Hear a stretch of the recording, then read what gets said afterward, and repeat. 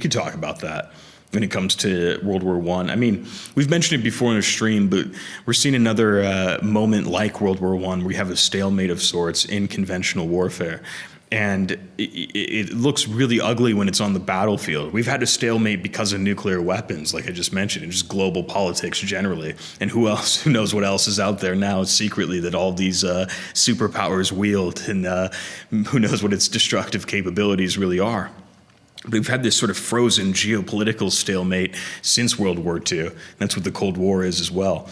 What's really ugly about the Ukraine-Russia war is just that this stalemate is now immediately recognized on the battlefield in conventional terms, with full armies and hundreds of thousands of people dying on both sides. And it's just one of these moments, the same way that machine guns and modern artillery and defensive warfare, trench warfare, faster firing weapons for the average infantry soldier, that was enough to create a battlefield stalemate because the transportation technology hadn't caught up to this sort of advancement in weaponry and fire rate. We see now that the presence of drones, of this very cheap technology that has enormous sort of surveillance capability and destructive capability with very little cost. This is causing a new sort of stalemate that makes even just operating on the battlefield nearly impossible. You're already seen, you're already spotted directly, you're already being targeted by a small little like robot that can fly at you, and then very little you can do to stop it. And the anti-air technology is sophisticated enough to where you can't necessarily have air superiority the same way that we did in World War II, or as conventional battlefield doctrine understood it.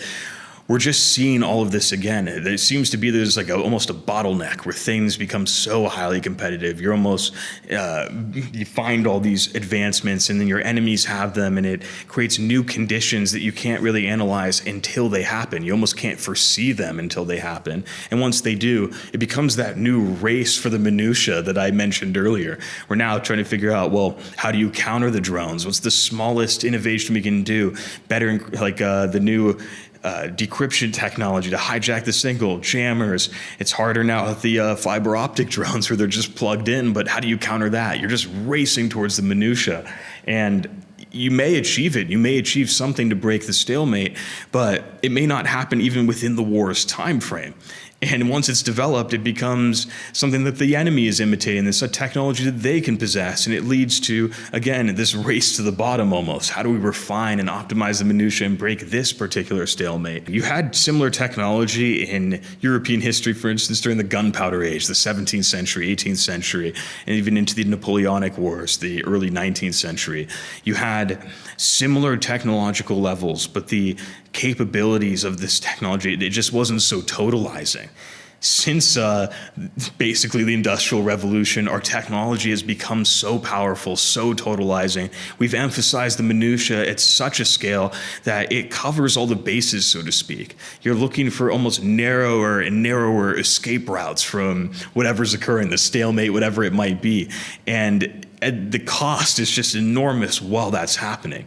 And what you're dealing with, all the advancements, the sophistication, it requires a greater and greater scale to even manage it, greater specialization and greater general abilities. You need all of it at once at a greater and higher level all the time. And you just wonder if even that's sustainable indefinitely in the future. If all of this, the best technology, the better implements, all of it requires the economy to always be indefinitely growing and innovations in that direction too. Will it ever be enough? Will you even be able to maintain that level of growth and that level of economic and civilizational production just to maintain the stalemate even, let alone the innovations that could break it? Eventually something might give way, and then because of the totalizing nature of the technology, how destructive it is, it could just be game over. And that's a really terrifying possibility. It's something that I think has been in the back of everybody's mind since the Cold War. We have to keep innovating this nukes. It's a zero-sum game now if it really escalates to that point. But we can't stop going in this direction. As soon as you let up, you defund it, you take your arsenal away, you denuclearize, it could just be over for you because everybody else is going to, and they'll wield a totalizing, destructive capability against you in perpetuity. And obviously, you can't have that. It's just a perpetual arms race all the time. we're always in that stalemate. We're always trying to out-innovate. It's just ugly now because you see it on the battlefield in a new way.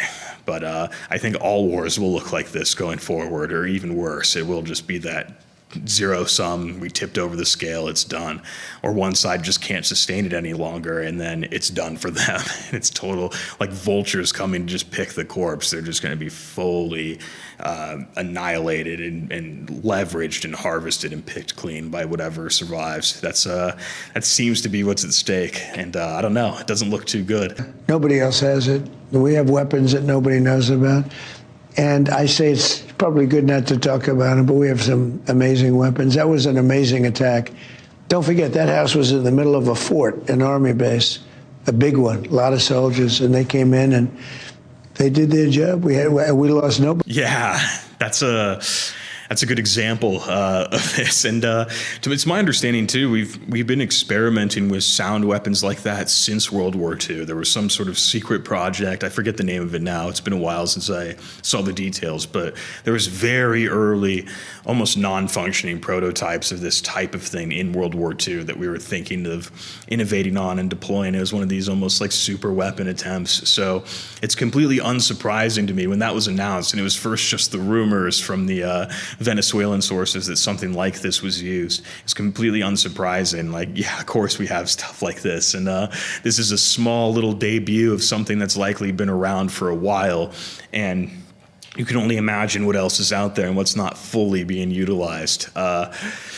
Some of the things I've heard somebody speculate too when I've mentioned this about the weapons or what we might secretly have or how destructive things can be. And I speculate that there are things worse than nukes now. The nukes are like the tip of the iceberg. But someone once said, well, why isn't Russia using it in Ukraine to break the stalemate or something of that sort? I imagine they do have access to similar weapons or super weapons of some sort, but if they deployed them in Ukraine, it would give us license to deploy them too. And it's that exact problem that I just mentioned. Technology like that could be so totalizing that once it's on the battlefield, there's literally nothing you can do. You just can't even have soldiers there. And then there almost is no war in a certain sense. And how are you going to take the land objectives? How are you going to really expand the territory? How are you going to actually fulfill these necessary military functions if you can't even have troops on the ground at all, because there's some super weapon that's just annihilating everything or making combat impossible? You just go right back to a Cold War situation where you can't actually have conventional war at all. It's zero sum. So I wouldn't be surprised if Russia is withholding at least some of this crazy tech because they know we'll use it too. We'll just give it to the Ukrainians and have it deployed on the battlefield, and it may make any of this fighting impossible. Russia's doing a bold thing by trying to wage this conventional war. Maybe they thought they could do it quickly, maybe not, but it's still a bold move to see if you can even do this in the first place. This is kind of the test case. If there even will be conventional war and the ability for countries or superpowers to take land, it'll have implications for all of geopolitics. Everybody's concerned, or it's another distinct possibility, because so many elements of the United States government do kind of push for it or want it. But if there's ever a war with China, for instance, and it's over something like Taiwan, what will this look like? Can we even hold territory? Can you, if it ends up being, true super weapon usage of some sort, will we even be able to do it? Can we achieve basic military objectives with this technology on the battlefield as a possibility? I think that's what we're all kind of waiting to see. And some of these moves are calculated around that possibility, if it's even possible or not. So, yeah, the sound weapon is crazy, but it's not surprising.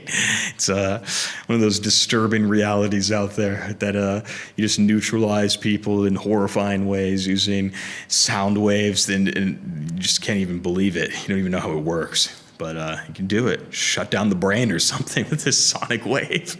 Make you vomit blood and just shut down. I don't know, man. Okay.